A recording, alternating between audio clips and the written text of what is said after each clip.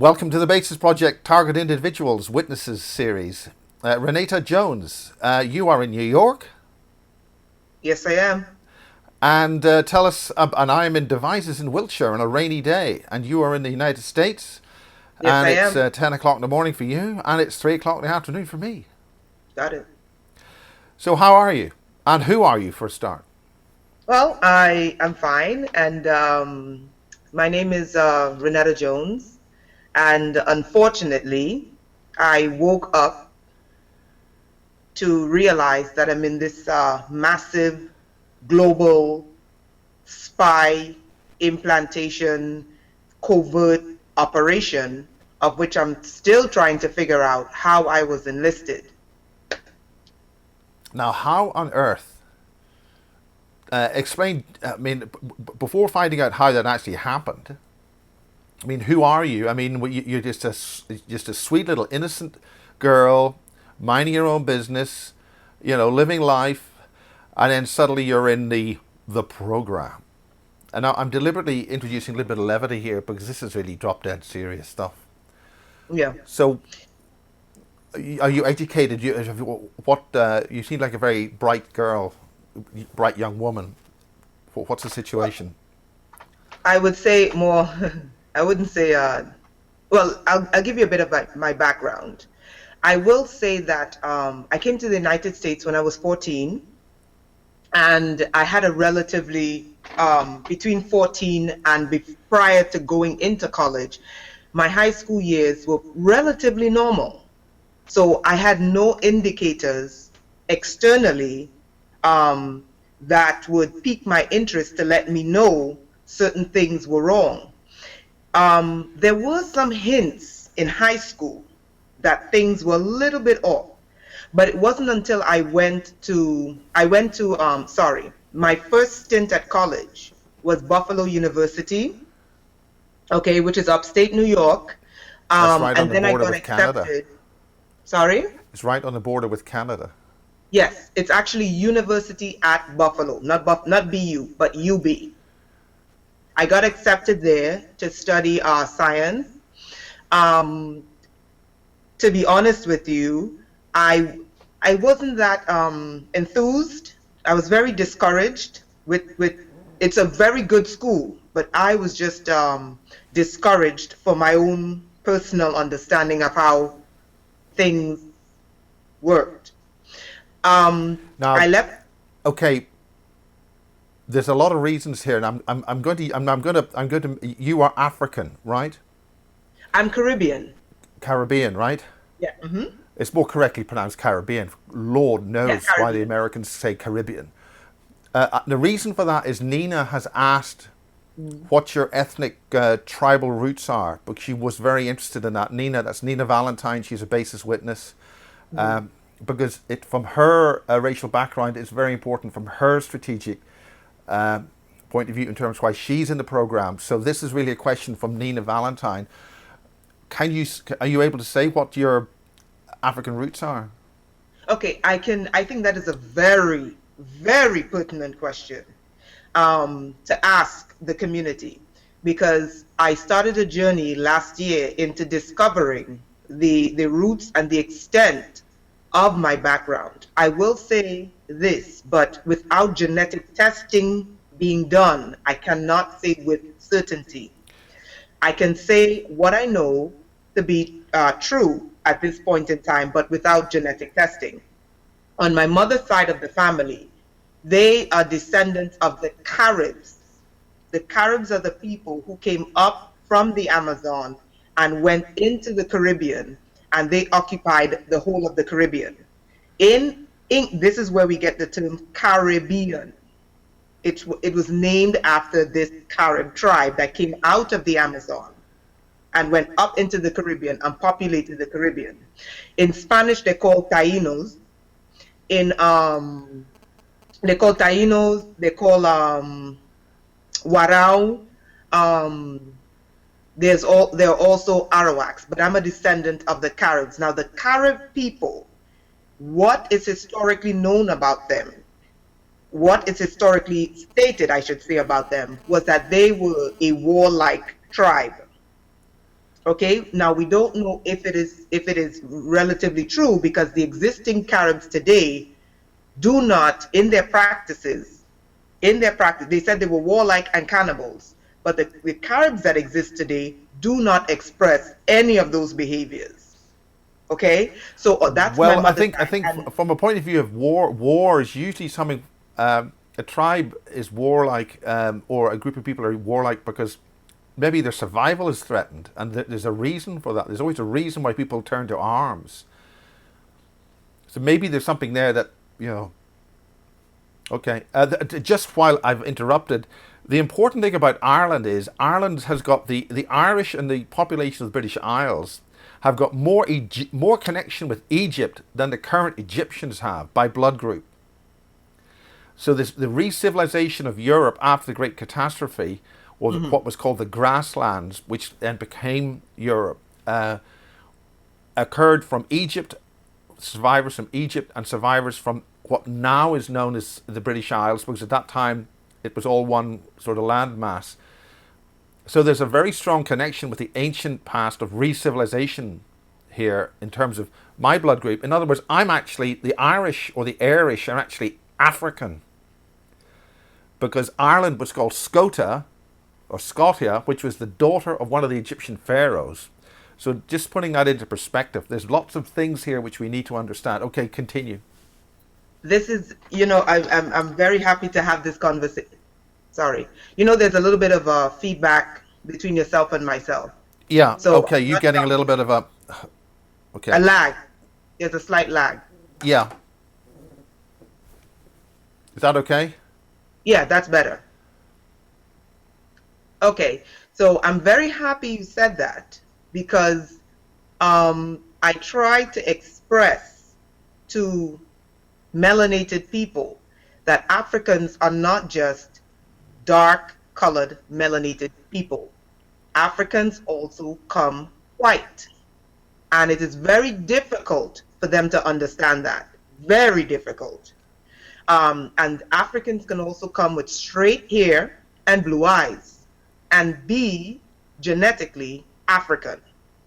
Okay. So I'm very happy that you said that because you are corroborating what I already know exists in genetics. Now, on my mother's side, there's also, again, this is because of Trinidad and Tobago's indentured laborship post slavery. On my mother's side, they came from India. So my grandmother's family is Hindu, Indian, and Carib Native American. These Caribs, these Caribs are the same people who are known in Central America as the Olmecs. Okay? You know the Olmec heads? Yes.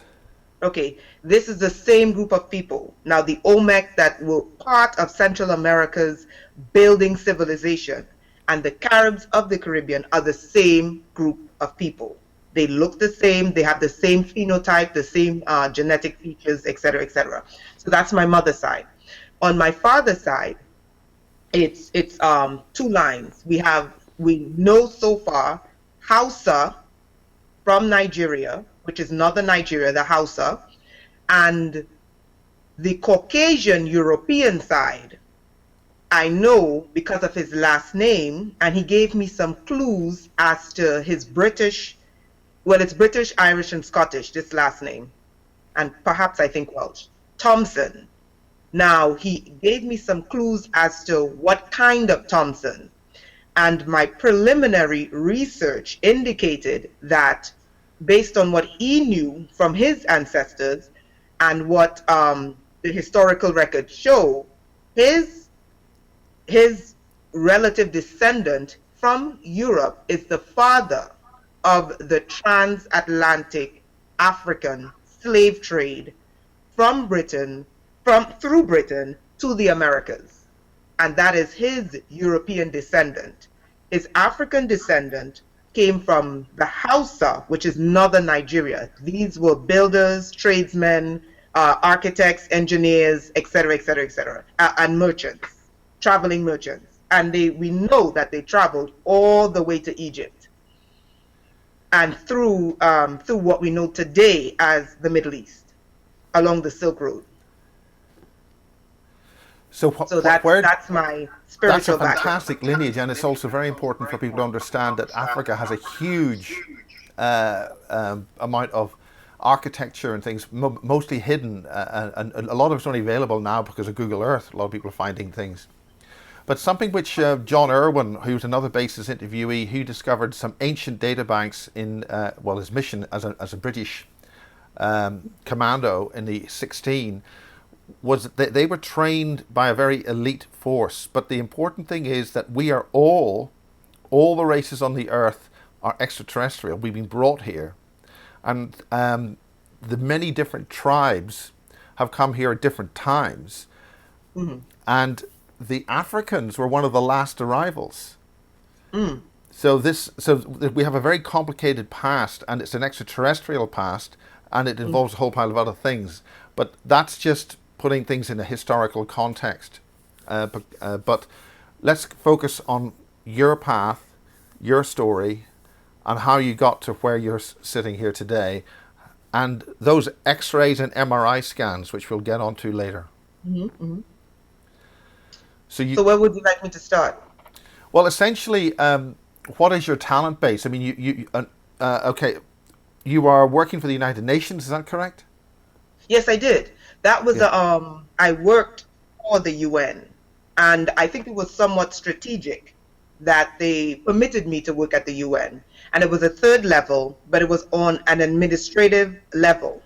So a level 3 administrative assistant. It wasn't anything, it wasn't a level 7. Okay, I Right. Could wasn't you doing the explain what top. these levels mean? I mean, are they floors in the building or what? No, it just means that you have security clearance. Sorry, So what's the highest level of clearance? If you could, level I mean, 7. are you able to describe basically what level 3 means relative to level 7? Well, I would say that level 3, it's okay. Level three, level three for me, it still requires an extensive security check, even at a level 3. Level 3, for me, I was working in the management evaluation unit, which is responsible for all the legal cases for the entire organization. Okay, so any sort of legal case that occurs within the UN structure, that it would be sent to that department in the headquarters.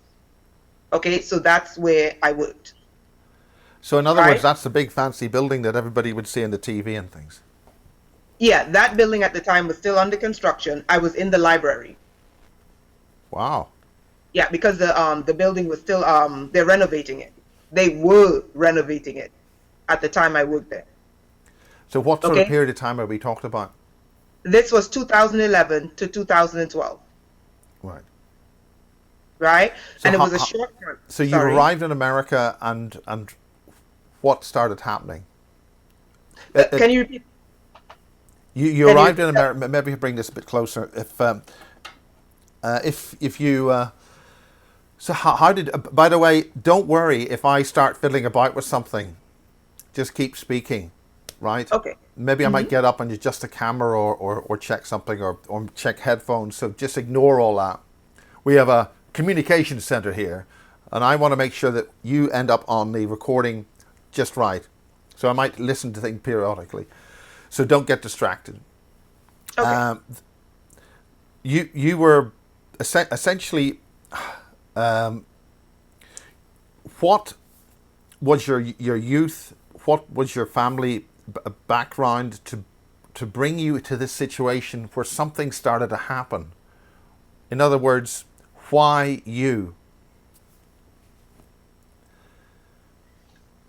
That is a very pertinent question. A very, very good question. What I would say about my childhood is that it was not normal. And as an adult, when I look back in hindsight, I could say there was SRA, Now, what is that? satanic ritual abuse. Okay. Yes. Um, What oh, does that involve? It It's involves sorry, I don't want to re-traumatize you. no. So, The if I problem ask is something which is going to cause you a painful thing, do just. But the idea is to dig down and really find out what's happening here. no, no, no, no. I don't mind talking about it because Okay. I don't mind discussing it. The problem is actually trying to remember because I only remember prior to 14 years, I can only remember parts of it. I really cannot remember much of it. You understand what I'm Well, saying? this is fitting with another basis witness called Dave Marrow. But if you're able to give us as much as you can without causing yourself pain, Yes, no, it it's doesn't. in, this is entirely up to how you want to proceed. Yes, I don't mind at all. So go ahead. Okay, I don't mind at all. You're not causing me trauma. Okay, fine. Um, I don't mind rehashing it. The problem is trying to remember. Okay, That what is sort the of things have happened to you? And then let's go back to the earliest time, and then just let's walk through this until we get to the present time. okay. I remember that at the age, I believe it was either 6 or 7, but I think it was 7 to 14. I lived with my aunt, and my aunt wasn't in the military. She was with the police. Okay, and I can tell you this: she's dead now. I hated this aunt, and I still do to this day.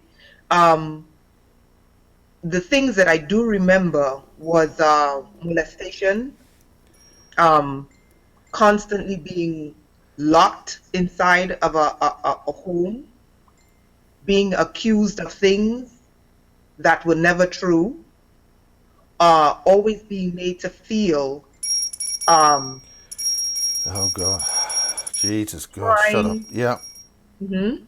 no, continue, continue. No problem. Always being made to feel that everything that was adverse was my fault. Beatings. Um, but one of the most difficult parts was always trying to capture me and place me in restrictive environments to restrict my movement. You understand what I'm saying? Yeah. So things like I wouldn't be allowed out of the house.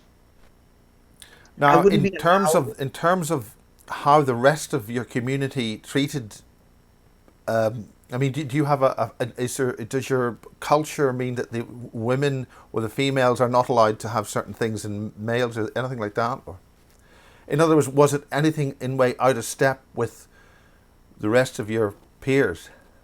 Well, I would say this.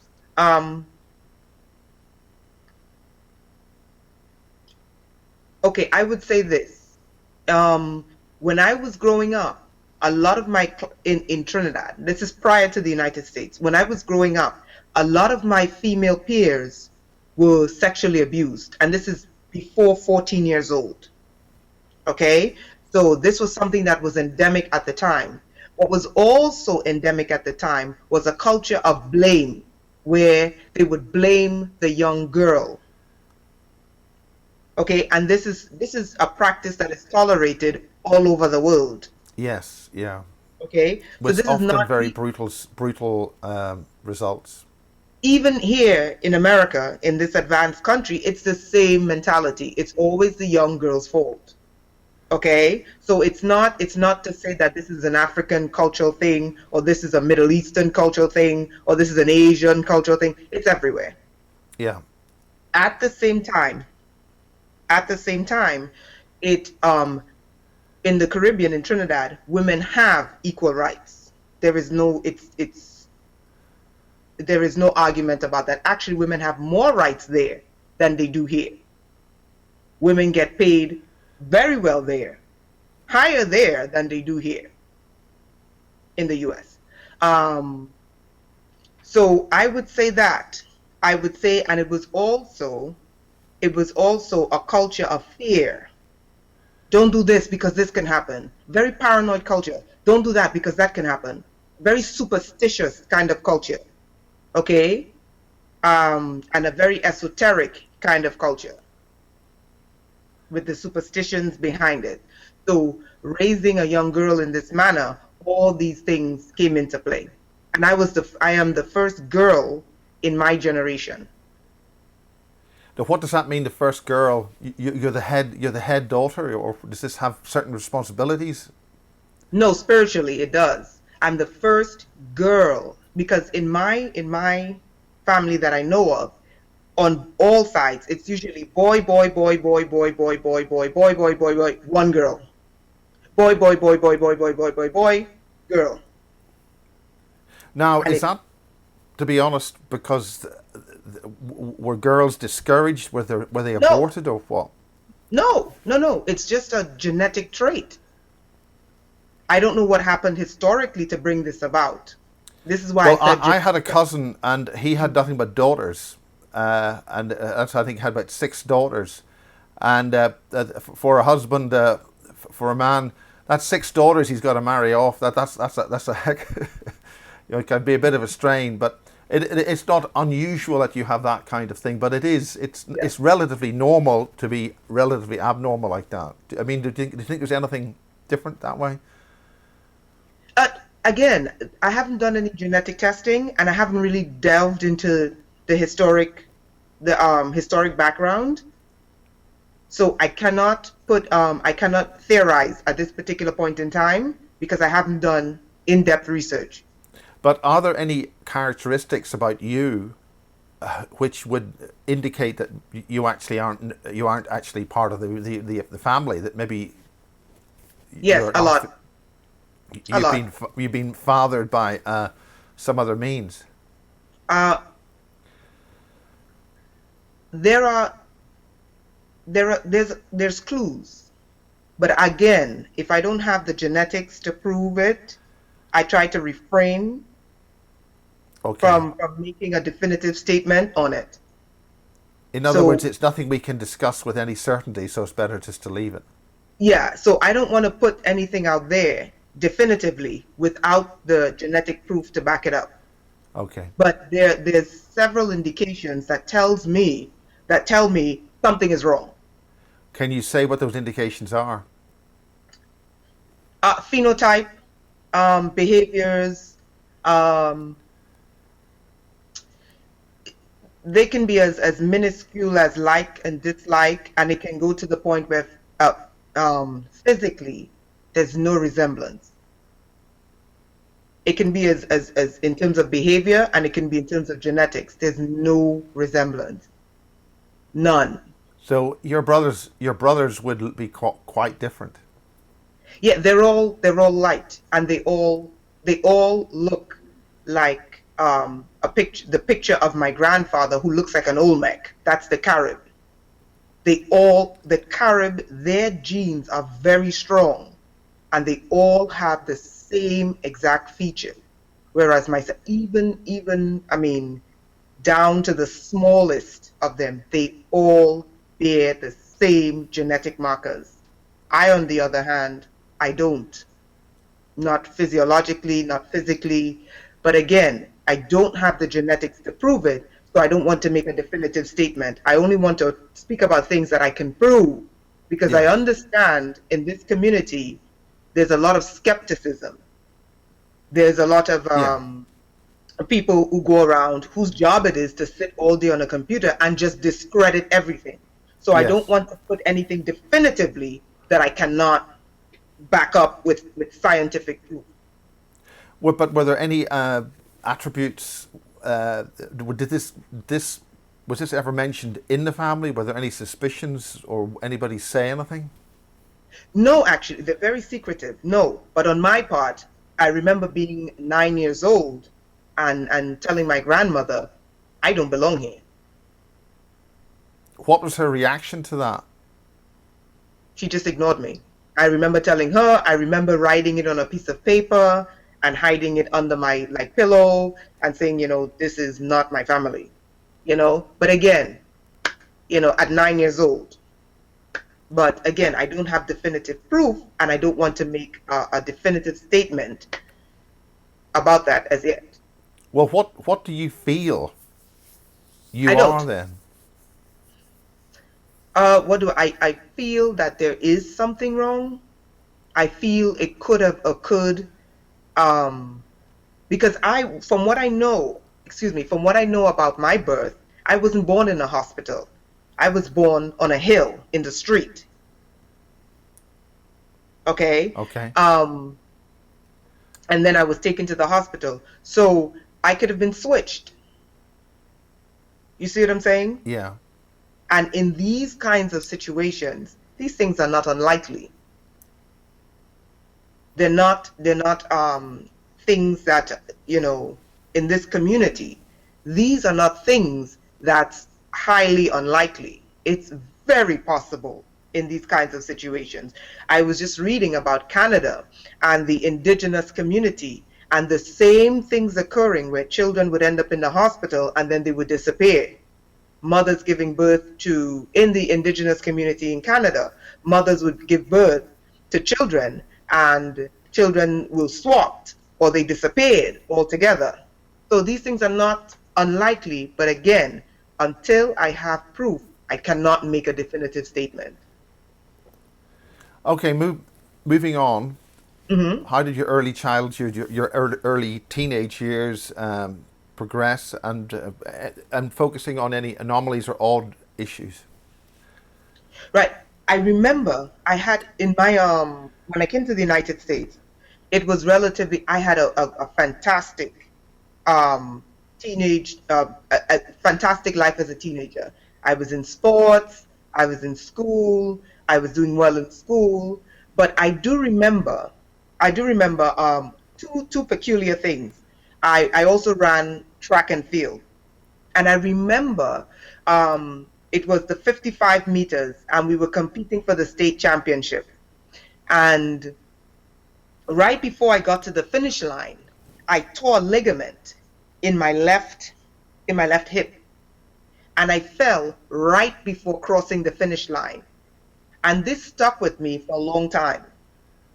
Okay, it seems like, oh, it's nothing really, but this incident stuck with me for a long time because it was the qualifying heat for the state championship, and I just found that it was weird that right before I crossed the finish line, I fell right before the finish line, and the my coach was like, "Why didn't you just tap the line and I would have won the heat?" So that stuck with me. Then the other thing that stuck with me was I remember in my high school, I did very well in math. I was math, science, and English were the three things that I was relatively good at doing So at the you're a time. brain box then. No, no, no, no. I'll explain to you what occurred in the end, which is remarkable. So I don't know if if those things that happened in high school and these structures played a role. You understand what I'm saying? These internal Explain these that. internal structures. Sorry? Explain that again. They made a what? I don't know if these things that occurred in high school and these internal structures played a role. These implants played a role. Now, Okay, because what kind of role are you talking about? Could you be negative, more specific? bringing about negative outcomes. Because I observed these implants are able to be hacked, and you as a person are able to be influenced. If you have no knowledge of how it works, you can be influenced negatively by these implants to produce an expected outcome, which is an adverse outcome to the reality that you should have. So Does when that did make these things start happening? So I'm trying to, at this particular point in time, I can tell you clearly when I noticed that something was wrong. But in high school, I had a pretty good high school. I had friends, I had lots of friends. Um, I was very social, outgoing, likable. There was nothing adverse in high school, except in areas I noticed that there was a pivot. in terms of my capability in grasping concepts. Now, I say this not because I'm any smart person or whatever, because I'm not really that smart, but this to me, this to me showed that something did take place. I will say this: when I came back from England, that's when I noticed that things began to change. Now Um, let's get yourself to England for a start first. sure. Okay. How did you get to England? What brought you there? Okay, I got accepted to study at. I applied for 3 universities in England for a study abroad program. Now, Okay, why did you choose England? because I can speak English. I can speak English. I mean, you're in the United States. Why move from the United States to England? Because I wanted to study abroad. Okay. Now, I because you're in Trinidad, does that make you a British citizen anyway? No, no, no, no, no. Trinidad is independent. Yeah, I'm not Yeah, too sure. It's not part of the Commonwealth or something, is it? yeah. Yeah. So you have an access. I mean, in other words, would that have given you a preference to where you'd want to go? Actually, I wanted to go to Italy. Ah. I wanted to go to Italy because I wanted to learn Italian, but I couldn't get in because my Italian wasn't fluent enough. So I decided, okay, since the problem had to do with linguistics, I said, okay, I'll go to England and then I'll learn Italian in England. And that's what I did. Oh, well done. So you Huh? started serving pizzas in England in and I can speak fluent Italian. I just put an IO at the end of everything. Oh, yeah, yeah. Yeah, I like a Yeah. pizzio, and that's it. Fluent Italian. Yeah. I'm sure. No, Well, I I don't don't think speak, so. yeah, well, neither do I. I But don't speak fluent Italian, but it helped. Traveling to England did help because we had a large Italian community, so I still got to do what I well, that's good. And then at the same time survive and all that. But it's cold up north in Sheffield. So it was at Sheffield University. Yeah. University of Sheffield. There's Sheffield Hallam, and then there's Sheffield Hallam, which is Sheffield University, and then there's University of Sheffield. I went to Right. University of Sheffield. So what subjects did you read there? You don't study in university. You read a subject. Yes, I did several different subjects, but I will say this. I would say this. When it came to, I didn't do well because one, I wasn't focused, and two, I had this horrific mental block. When I was in Sheffield, I had this like really horrific mental block. I could not penetrate the material. I couldn't get it for whatever reason when I was in Sheffield. So I would say I did not do well. When I returned to the United States and I went back to school in the United States, then I was able to do well academically. But when I was in Sheffield, I had this tremendous mental block. I could not, I just couldn't penetrate the material then.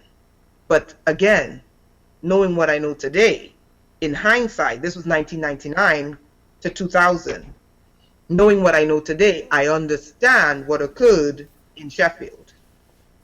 So what did happen in Sheffield? In terms of what particularly daily experiences or Yeah. Sheffield was wonderful. I mean, how long were you there for? I was there Jesus. for about a year, not a whole year, but I was there to study for about a year. Um, I loved it. It was great. Say that Was again? this what we call a sandwich year, where you're allowed to spend a year in another country for? I spent a year in Canada. Right. It's a sort of a student exchange program. Yep, that's what it was. An international exchange program. Yep. Yeah. And it was, for the most part, it was great. I met people from all over the world. Um, I had a fantastic experience. Very intelligent people. I mean, it was a tremendous learning experience. I got to meet people from Africa. I got to meet people from Asia. I got to meet people from Europe Erasmus program. and then I got to meet British people as well. So it was a really tremendous experience. However, one thing that stood out in Sheffield is when my first day in the orientation, in walks this German guy, you know, I mean, Adonis type German guy, never met him before ever in my life. And he walks in the room and he looks around the room like he's looking for someone he knew, and spots the person he recognizes, walks up and sits right next to me and introduces himself. Now that's weird. That is weird. And this experience that I had knowing him was just as weird. Okay, let's focus on that. The Sure. German. Was he a German or was he an English person who spoke German? No, he was German, German, German. I mean, very, very intelligent. Um, Extremely intelligent, super intelligent, if you know what I mean. His dad, from what I remember, had connections with the UN and also the German government. And one of the things I found really strange was within a week of knowing him, he was very adamant. He was like, okay, you're going to marry me, and this is what we're going to do. Within a week, which I thought was very strange. Um, Were and he you was swept very off your convinced. feet? No, he was scary, actually. Say that again? I was wondering, you were swept off your feet, romance and Uh, all this sort of stuff. no, Did you no, find it was out more like more about this person? swept off my feet. No, it was more like I was totally taken over for control. So what happened? Yeah, that relationship was weird. I mean, there were times when I literally hid. I hid from this person. I had a British friend who was African as well, very beautiful and stunning. I look back now and I wondered if all of this was orchestrated. This beautiful, stunning British African girl who was my friend, and she knew what was going on. No one on the outside believed, but she saw. And we spoke, and she was like, this is really weird, like he's really a really weird kind of, because in public he was this in his public persona and his private persona was with two different characters. So this was my experience in Sheffield, which No, was which, but I'd like to know more about this German and I mean his different characters. Could you explain on that? Any other background on him at all? I mean, do you have a name? yeah, I don't want to put the name out there, Okay. but what I would say is I can tell you that I know that his dad was very high up in the German government, and his dad had connections to the UN. Okay, and in terms of international law. Okay, I don't know if his dad had any military background. Okay, Yeah. but one thing that stood out with me was that he had this condition where his eyes, and I'm beginning to experience this now, where his eyes would like rapid eye movement, not REM for sleep, but when he was awake, his eyes would like move really rapidly, back So, and forth like are you this. saying his eyes would move from left to right? Yeah, Would they rapid move eye movement independently? together, but it would be at like this tremendous speed. So if he lost his temper, right, because he was a very calm person, very calm. I mean, he was brilliant, this person. I never met a human being that intelligent. It was scary. Um, I always think that the German people are the kind of Hitler did a number on Germany, but when he lost his temper or he got excited, his eyes would move like at the speed of light, like this. And I asked him about it. And he said it had to do with a car accident that he had, where he almost died and stuff like that. And that was the result of that rapid eye movement kind of thing. Anything else? Yeah, these were the things that I basically remembered about him. The rest, besides, it was just more or less very controlling. But that was basically that was it. Other than that, my experience at Sheffield was just a perfect college experience. But in terms of academic achievement, no, I couldn't for whatever reason. But I know now what it could be as to why I couldn't concentrate. And the problem was trying to concentrate on the material, and I could not do it. So that was my Sheffield experience.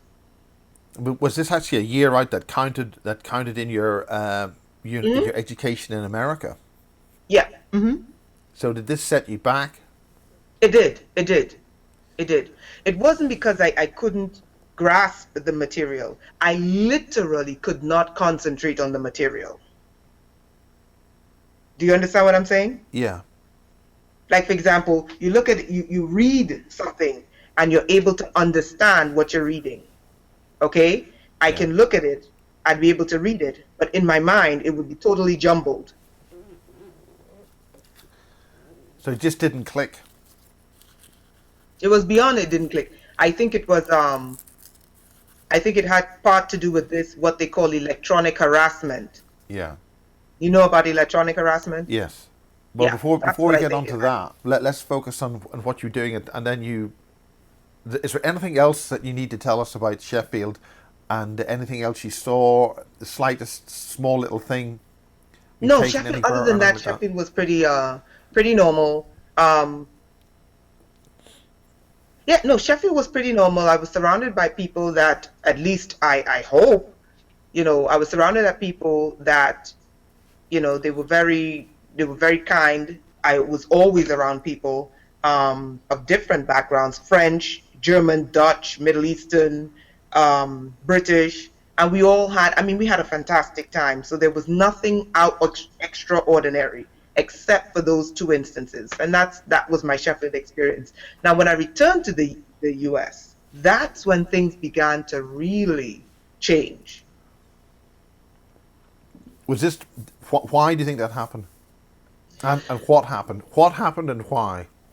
Okay, when I returned to the US after I left Sheffield, I decided to take a break from college. And I had to take a break because I kept getting these mental roadblocks.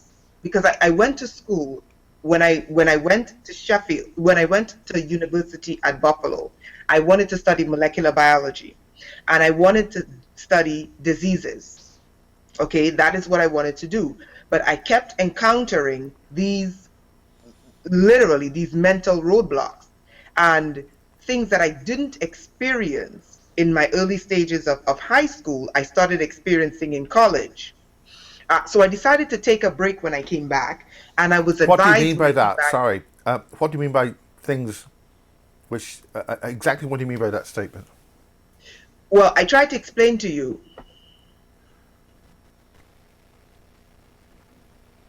Yeah. Okay, I tried to explain that in high school, another incident that took place in high school, I wasn't a genius. I was not. But I had a proclivity for math then, and we had to take these regions, which is these statewide exams to determine, how well you are, et cetera, et cetera. And I was on the honors math program.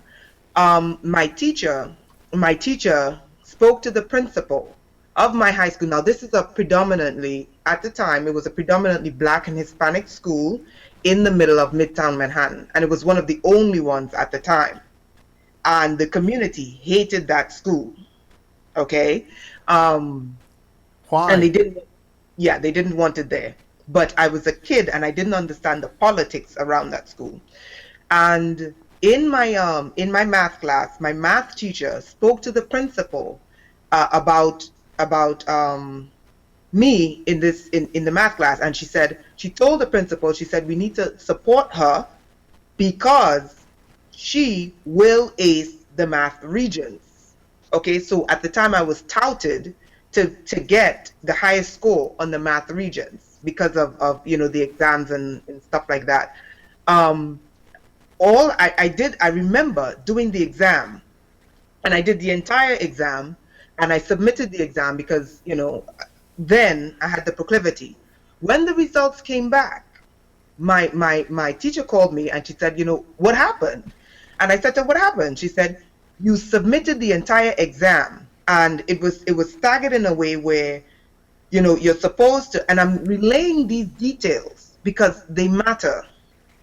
Okay, the math exam was staggered in a way where you can do one part of the math exam or the other. I did the entire exam, and this is what she said: the part that I handed in was 65. The part that I omitted was 100%. You understand? Yes. So No, she not said, quite. okay, The the math exam was staggered in two ways. It's one exam. You had a choice of doing A or B. yes. Okay? You have a choice. You do A or you do B. I did both, and I Okay. handed both in, but I submitted A. They reviewed the exam and saw that I did the entire exam. My teacher came back and said, the part that I submitted was, I think, 60 something. The part that I omitted was 100%. So you decided to under score, put the lower score in. No, I didn't decide to do it. I did the entire exam, and I chose the one that I wanted to choose because in my mind, I did the whole exam. You didn't have to. I I did not fail that exam. I believe to this day I was failed. They failed you. Yes, I believe because yes, I know I didn't fail. I got a really low score. Yeah, you need to get 75% and up to get a high score. Exactly. Something like that. And I got a really, really, really low score on the portion that I submitted. But the portion that I did and did not submit, the score was 100%. You understand? Yeah. So why do the two parts and only submit one? Because that's the way it was set up. That's the way it was set up. You this is the entire exam. You do one part and you submit it. I did A and B, but you could only submit one. But the fact You is, you were understand? able to do A and B, and the exam must have been decided that most people would only get through one part, but you went through both parts. I mean, Exactly.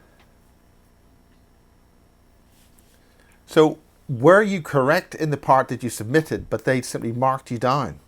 That's what I think. Because they said the other part that I did not, So did you?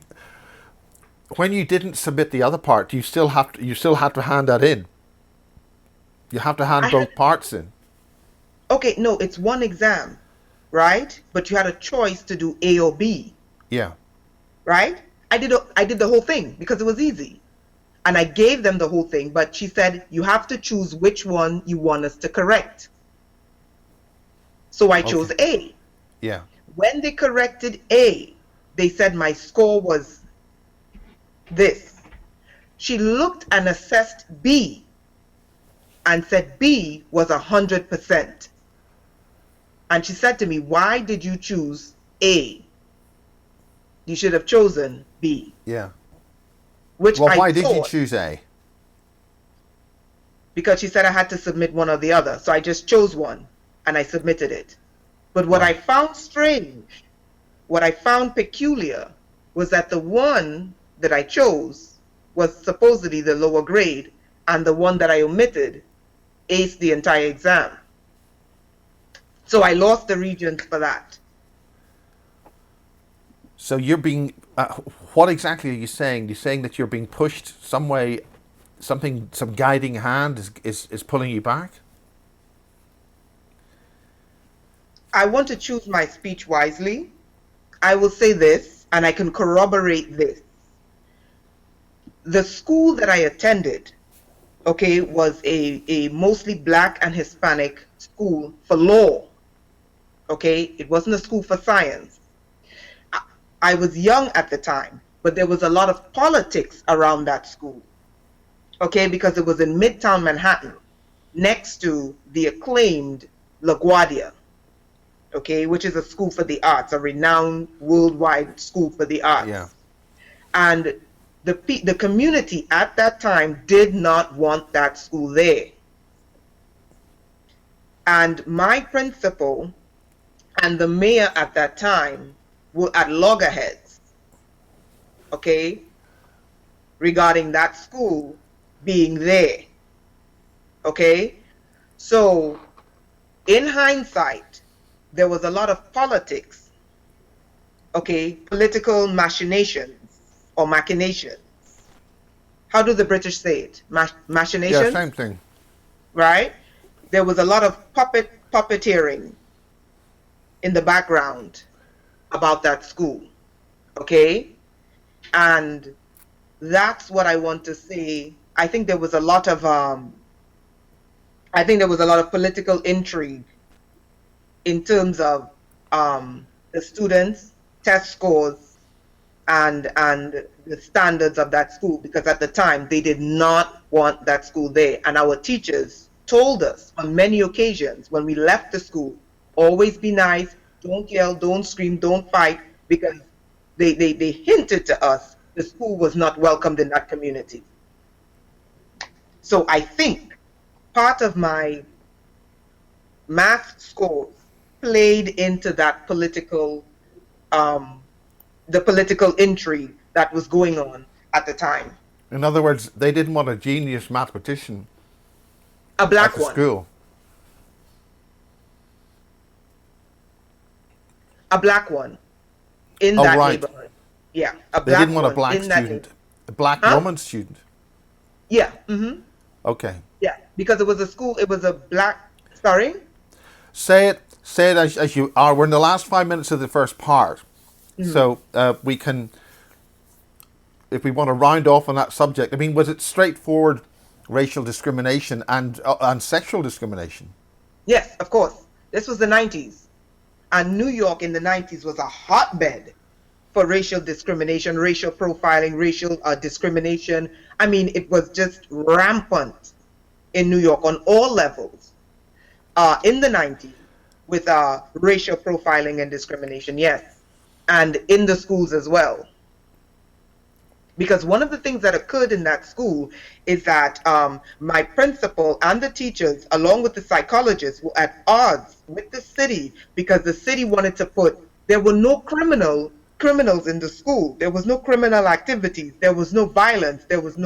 Um, there was nothing to warrant putting police in the school.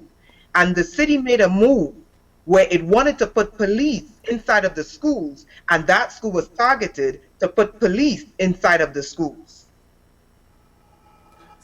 to militarize the schools. And this, when the police entered the schools, okay, that's when there was a spike in crime, a spike in arrests, a spike in bad behavior. All these things peaked.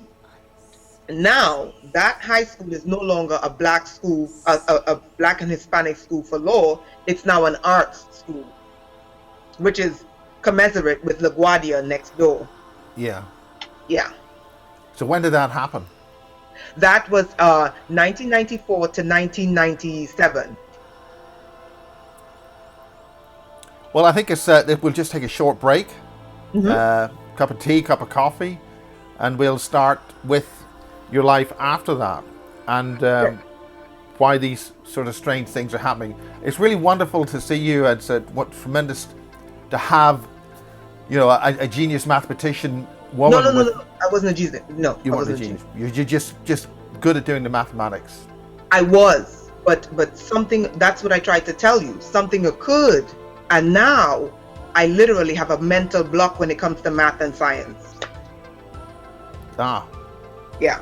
Okay, well, we'll talk about that. We'll wind up on this basis, targeted individual witness statement. That's your background, and in the next part we'll start moving on to other things. And this is your opportunity to do what you want to talk about. And do if you wish to drill down and explain something in detail, just go ahead. Okay, well, we'll take a break on that, and we'll be back.